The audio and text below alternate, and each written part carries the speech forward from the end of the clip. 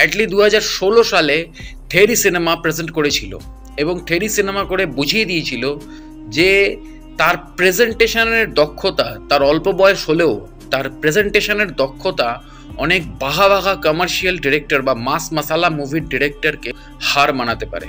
মানে কোথাও যেন রোহিত শেট্টিরও শেখা উচিত এবার অ্যাটলির কাছ থেকে কিভাবে ক্যারেক্টার প্রেজেন্টেশন করতে হয়, কিভাবে ক্যারেক্টারের অ্যাপিয়ারেন্স করতে হয়, কিভাবে অ্যাকশন সিকোয়েন্সকে শ্যুট করতে হয়। হ্যাঁ, রোহিত শেট্টি ভালো জানে, কিন্তু রোহিত শেট্টি ক্যারেক্টারকে ইউজ করা কোথাও জানে না। কারণ এখানে সবথেকে বড় যে জিনিসটা আমার ভালো লাগলো বেবি জনের ক্ষেত্রে, সেটা হচ্ছে কিভাবে সলমান খানকে ব্যবহার করা উচিত ক্যামিওতে, এক্সটেন্ডেড ক্যামিওতে বা শুধুমাত্র ক্যামিওতে, সেটা কিন্তু রোহিত শেট্টির শেখা উচিত ছিল এই অ্যাটলির কাছ থেকে। হ্যাঁ, বেবি জনের ডিরেক্টর অ্যাটলি নয়, কলিস ঠিকই, কিন্তু কলিস হলেও বেবি জনের পুরো সিনেমাটার মধ্যে অ্যাটলির ভাইফটা পরিষ্কার লক্ষ্য করা গেছে। কোথাও যেন কলিস জাস্ট নামে রয়েছে ছবির ডিরেক্টর, অ্যাটলি যেন এখানে কোথাও ব্যাকবোন হিসেবে কাজ করেছে। আর হবেই, এটা স্বাভাবিক, কারণ কলিস অনেকদিন ধরেই অ্যাটলির অ্যাসিস্ট্যান্ট হিসেবে কাজ করেছিল। তো সেই জায়গা থেকে দাঁড়িয়ে সলমান খানের মতন এত বড় সুপারস্টারকে কিভাবে ক্যামিওতে ব্যবহার করা উচিত সেটা রোহিত শেট্টির শেখা উচিত। কারণ সিংঘম 3-তে যেভাবে সলমানকে অ্যাবিউজ করেছে, মানে যেভাবে সলমানকে ইউজ করা হয়নি, সেই জায়গা থেকে দাঁড়িয়ে মিসইউজ করেছে যেভাবে সলমানকে, সেইভাবে কিন্তু অ্যাটলি বা কলেজ দুজনে বেবি জনে কিন্তু সলমানকে মিসইউজ করলো না। সলমানকে কিন্তু সলমানের মাস অবতারেই প্রেজেন্ট করলো এবং ছবি একেবারে জমে ক্ষীর হয়ে গেল। এবং অবশ্যই সাথে সাথে ছবিতে বরুণ ধাওয়ান এটা বুঝিয়ে দিল যে বলিউডের আগামী মাস অবতার হিসেবে কিন্তু বরুণ ধাওয়ান একটা নাম্বার 1 চয়েস হতে যাচ্ছে ডিরেক্টরদের। কারণ এর আগে আমরা সিটাডেল হানিবানিতে বরুণ ধাওয়ানের অ্যাকশন দেখেছি।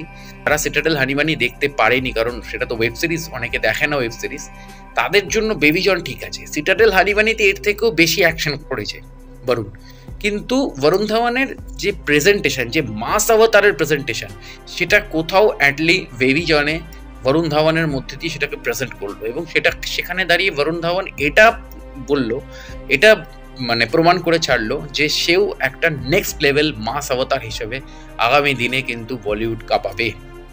এবং অবশ্যই এই ছবির সবচেয়ে বড় পাওনা হচ্ছে as a villain Jackie Shroff. হ্যাঁ, এখানেও রোহিত শেট্টির শেখা উচিত জ্যাকি শ্রফকে ভিলেন হিসেবে নিলে নেগেটিভ ক্যারেক্টারে কিভাবে জ্যাকি শ্রফের মতন একজন দক্ষ অভিনেতাকে কিভাবে ব্যবহার করতে হয়, কিভাবে তাকে ইউজ করা উচিত, সেটাও রোহিত শেট্টির এখানে শেখা উচিত ছিল।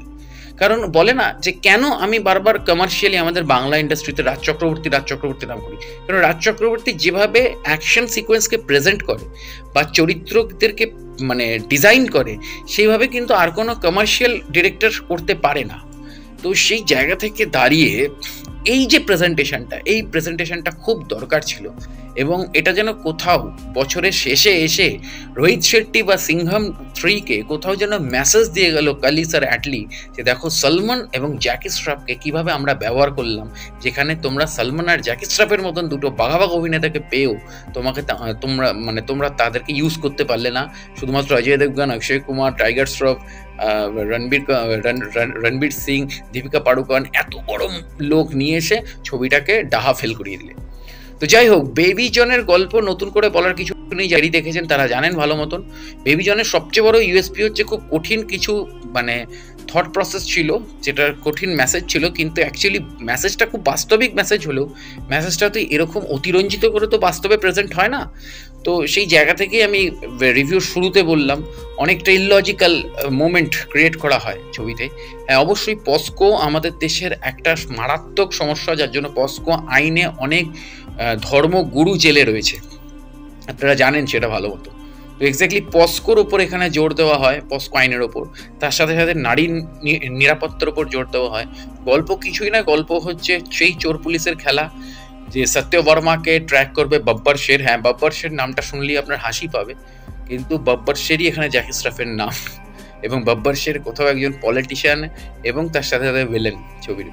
এবং উল্টো দিকে সত্যবর্মা হচ্ছে বরুণ ধাওয়ান কিন্তু এখানে প্রথমে as a police inspector Babbar শেরের ছেলেকে মেরে দিচ্ছে, তারপর বব্বর শের পুরো তার ফ্যামিলিকে শেষ করে দিচ্ছে শুধুমাত্র তার মেয়েকে বাদ দিয়ে। এবং মেয়েকে বাঁচাতে বরুণ ধাওয়ান বেবি জন লুকস নিচ্ছে। এবারে তারপরে কাহিনী কিভাবে এগোচ্ছে না এগোচ্ছে, যারা থেরি দেখেছেন তারা জানেন ভালো মতন, আর যারা থেরি দেখেননি তারা থেরি দেখার চেষ্টা না করে বেবি জনটা একবার দেখুন, তাহলেই বলিউডের কিছু কালেকশন বাড়বে। কারণ বলিউডের অবস্থাও খুবই খারাপ, অ্যাকচুয়ালি সাউথ ইন্ডিয়ান ফিল্ম ইন্ডাস্ট্রির সামনে বলিউড, আমাদের বাংলা ফিল্ম ইন্ডাস্ট্রি এবং অনেকগুলো রিজনাল ইন্ডাস্ট্রিও প্রায় ঢুকছে। তো সেই জায়গা থেকে দাঁড়িয়ে আস্তে আস্তে প্রত্যেকটা বাকি ইন্ডাস্ট্রিগুলোকেও একসাথে কাজ করতে হবে আগামী দিনে, না হলে বাঁচবে না কেউই। তো সেই জায়গা থেকে দাঁড়িয়ে মানে অস্তিত্ব সংকটের বাঁচার কথা বলছি আর। তো সেই জায়গা থেকে দাঁড়িয়ে অবশ্যই সমস্ত আপডেট নিয়ে আসছি। জুড়ে থাকুন আমার চ্যানেলের সাথে এবং আমার পেজের সাথে। দেখা হচ্ছে পরের ভিডিওতে। নমস্কার।